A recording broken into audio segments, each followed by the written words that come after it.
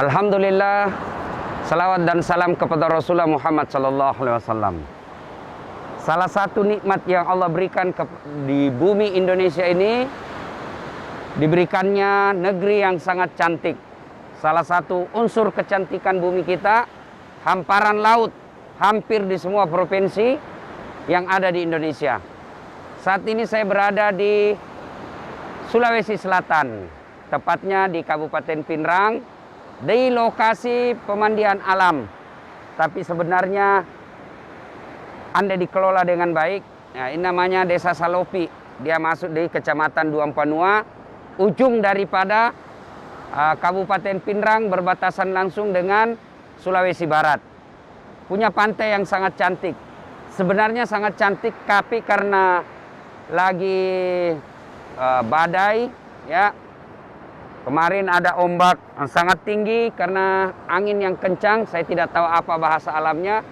Yang penting intinya pasir ini sebenarnya bagus untuk mandi-mandi, jauh ke sana pesaran pantainya.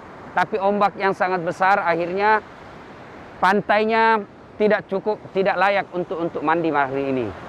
Sesungguhnya saudara-saudara sekalian, hampir seluruh pantai di Indonesia satu penyakitnya, kotor. Bukan karena alamnya yang kotor, tapi kebiasaan kita pengunjung yang membuat sampah sembarangan. Sesungguhnya kalau itu menjadi kebiasaan dan tabiat kita, tidak pandai menjaga sumber daya alam ini, maka alam ini akan menjadi bencana. Karenanya salah satu cara mensyukuri nikmat Allah itu adalah memungut sampah. Dan rata-rata sampah yang ada di sini, ya, adalah sampah-sampah plastik. Ini Pak, sampah plastik ini merusak alam. Perlu puluhan tahun diurai oleh alam untuk kemudian menjadi hilang, ya. Jadi kalau Anda mencintai Republik Indonesia ini, salah satu di antaranya adalah dengan membiasakan setiap ke pantai buang sampah, terutama yang sampah-sampah plastik. Ya, sayang kesadaran lingkungan masyarakat kita umumnya tidak peduli dengan lingkungan. Ya, ini hampir, coba lihat, hamparan plastik yang mengotori. Dibandingkan kalau sudah kotor bersih seperti ini, kan enak dilihatnya. Dan nyaman untuk berekreasi. Ya, sayang sangat jorok. Ya. Nah, penyakit kedua tempat rekreasi. Nah, ini yang paling bahaya. Pamer aurat. Ya. Maka di sini sudah ada ikhtiar dari masyarakat kampung, ya, dengan ditulis. Nah, di sini ada ditulis, dilarang mesum. Umumnya tempat hiburan seperti pantai ini menjadi tempat mesum. Yang jadi korban cewek. Terima modal 10.000. Dibelikan kotak-kotak 1, roti 1, kopi mix 1. Ya. Motor saja dicicil 1 tahun lunas nih. Nah, kau 3 tahun mako dipacari tidak dilamar-lamar. Nah, maka tempat seperti inilah tempatnya orang berbuat mesum. Tidak semua tempat-tempat rekreasi identik dengan mesum. Contohnya di Saudi dan beberapa negara Islam. Ada tempat hiburan yang mandi juga mereka, tapi tidak ada yang mandi bukan dengan mahramnya. Mereka mandi-mandi dan perempuannya pun tetap menjaga auratnya. Jadi tidak selalu bahwa orang yang rekreasi, orang yang pergi bertempat rekreasi itu memamerkan auratnya. Tidak juga. Nah, cuma ini kecil. Bisa jadi cabuk. Ya. Hari ini, ya, umumnya kita lihat adalah sampah. Nah, andai saja ini bisa dikelola dengan baik, ya, bisa menjadi sumber daya. Nah, ini.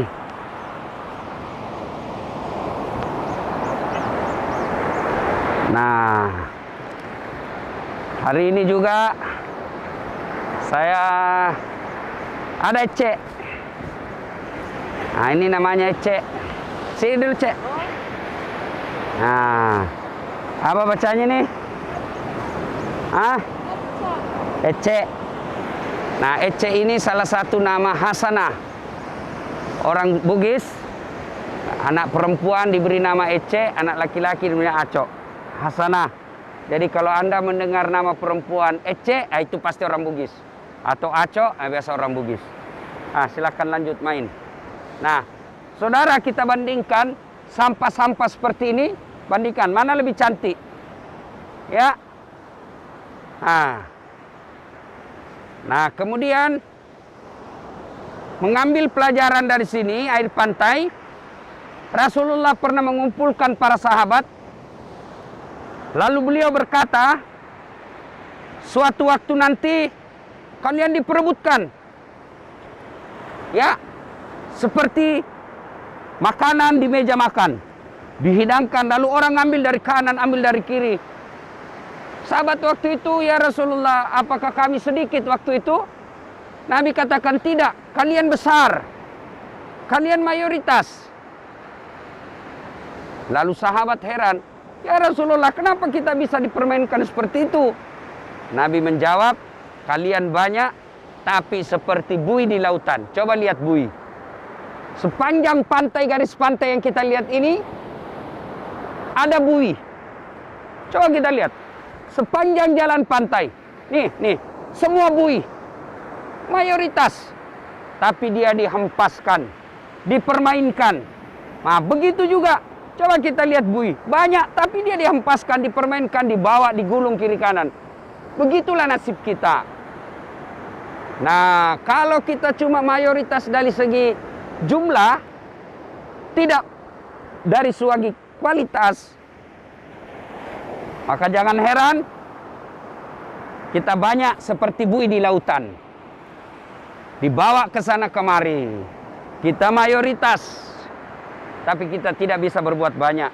Kita mayoritas, tapi kadangkala akhlak kita sebagai orang Islam tidak mencerminkan sebagai Islam rahmatan lil alamin.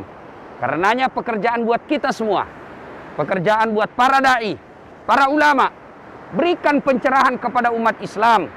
Sampaikan kepada mereka bahwa sebenarnya umat yang baik itu bukan sekedar mayoritasnya, tapi bagaimana dia mengamalkan nilai-nilai Islamnya. Gimana kita mau menjadi rahmatan lil alamin kalau kita tidak kompak? Hanya berbeda mazhab, berbeda sudut pandang, berbeda metode dakwah, kita dibully habis-habisan. Bertengkarlah kita. Ya, saya juga heran kadangkala di Indonesia ini memang ada yang senang kalau kita selalu ribut.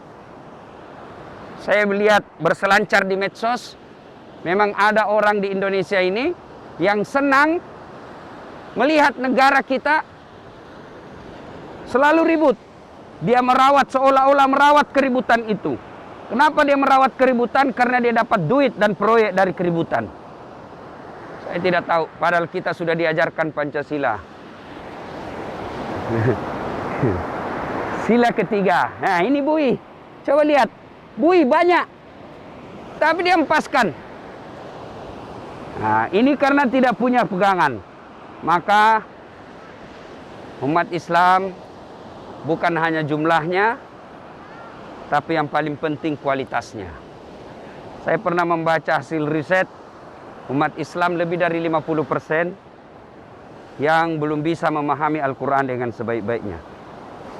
Kalau kita mengatakan Islam sebagai rahmatan lil alamin, Muhammad sebagai contoh teladan, sebagai pembawa keberkahan hidup, keteladanan hidup, bagaimana Anda mau meneladani Nabi Muhammad kalau kita tidak tahu sejarah Rasulullah? Ya. Nah, ya ini bayangkan kekuatan air. Bisa menggiring kelapa. Ya. Nah, saudara, saya ulangi lagi, ini desa Salopi.